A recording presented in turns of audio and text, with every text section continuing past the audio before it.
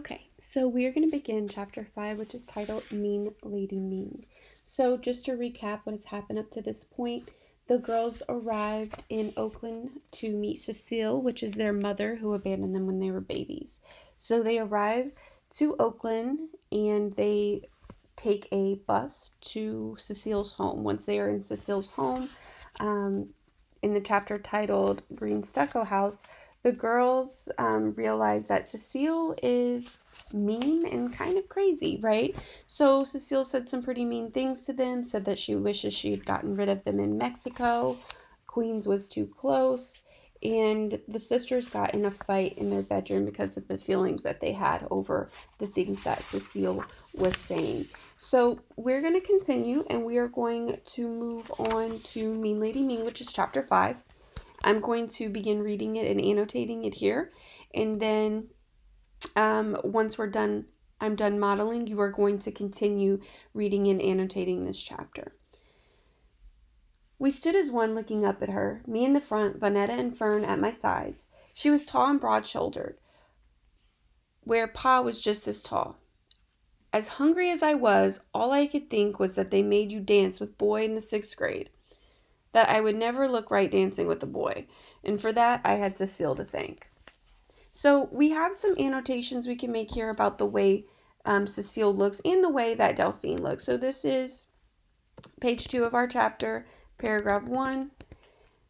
And this is just going to be for C. Remember, we think about those character traits whenever we read how someone looks, right? So Cecile is tall, like Delphine is tall like Cecile. So Delphine is tall like Cecile. So they have similarities, right? They have some things in common. I spoke first. We're hungry. As usual, my sister's voice followed on top of mine. Vanetta, what's for supper? Then Fern, hungry. She rubbed her belly. We made a picture, us looking up at her and her looking down at us. In the animal kingdom, the mother brings back all she's gathered for the day and drops it into the mouths of each bird squawking to be fed. Cecile looked at us like it didn't occur to her that we would be hungry and that she would have to do what mothers do, feed their young. I'm no big ma in the kitchen, but I would have opened a can of beans and fried up some franks. I can bake a chicken and boil potatoes.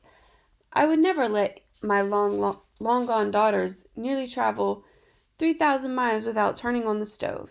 She said, What do you want from me? Supper? I asked. It's past 8 o'clock. We haven't had real food since breakfast. With Big Ma and Papa. I kept going. I glanced at my wrist, 9 hours and 12 minutes ago. Vanetta next. Airline food don't count. Fern last. Surely don't. She was looking down at us as if we'd thrown a monkey wrench into her quiet evening. Then she spoke. Where's the money your father gave you? So we're going to pause here. And I want to look at, she was looking down on us as if we've thrown a monkey wrench into her quiet evening. So I don't know if anyone's ever heard this saying before, but this is saying that means something like, it's a type of figurative language, so we're going to write figurative language. Remember, when we do this in our annotations, we want to write down at least part of it so we know what we're looking at if we were to go back. We want to put, we'd thrown a monkey wrench into her quiet Tuesday evening. All right, so what does this mean? So think about what Cecile's life is like typically when she doesn't have the girls with her, right? She only has to worry about herself. Her nights are probably quiet. You know, she's doing whatever she wants to do, but now she has these children she has to take care of. And so basically what this means is that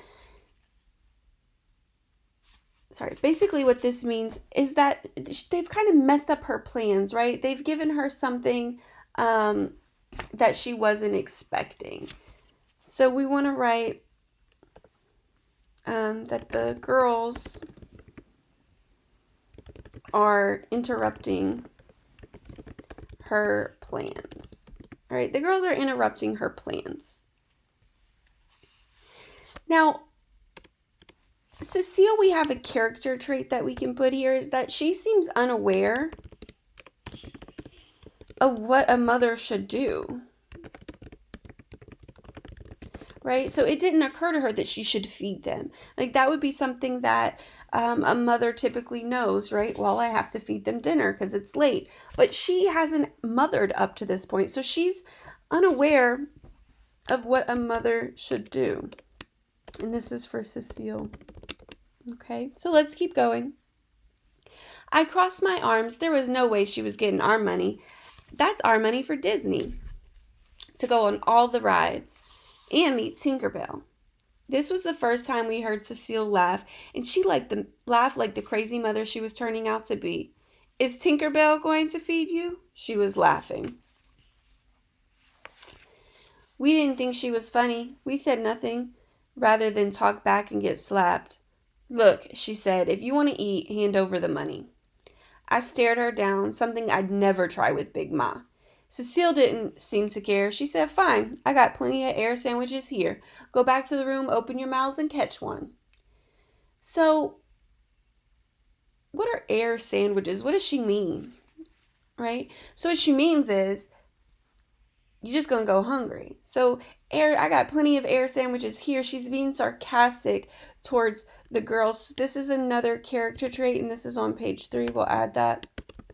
Cecile is sarcastic, right? So her nature, when we talk about character traits, it appears that Cecile is sarcastic. So we want to put that. That's on page 3.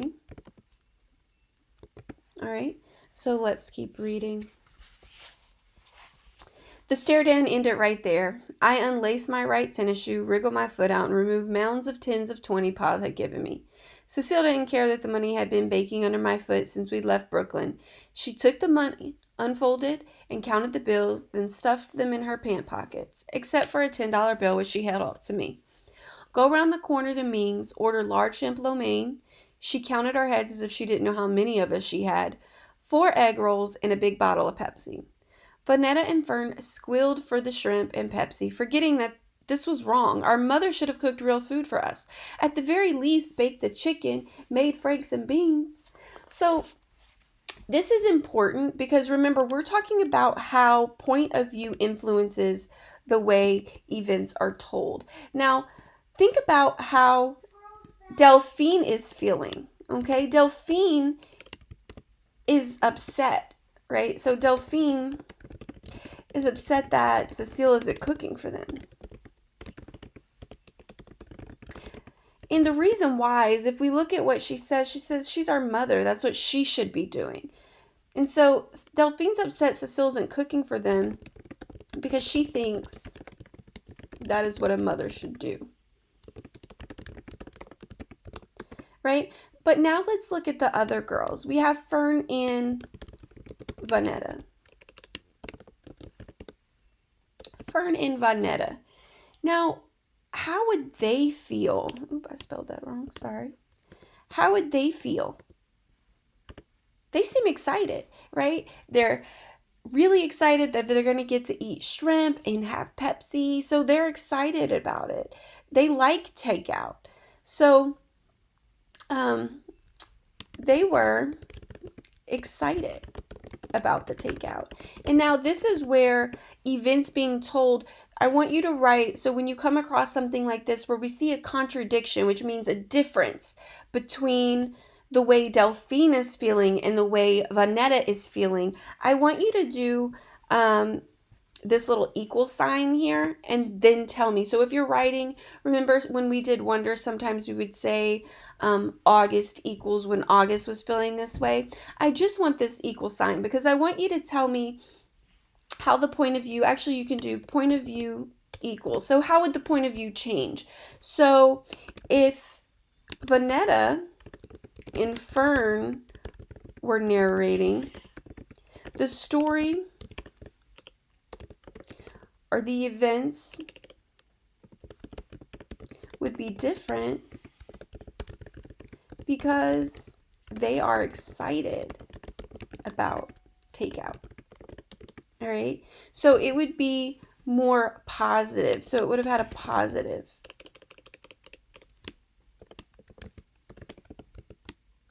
Okay, so it would have been positive.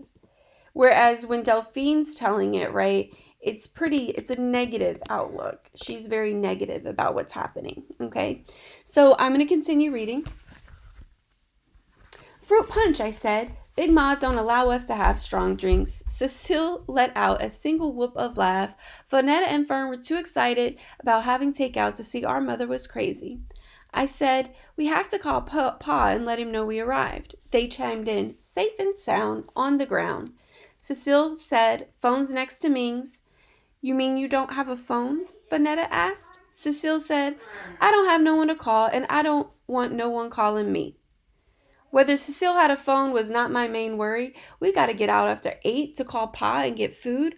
Aren't you coming with us?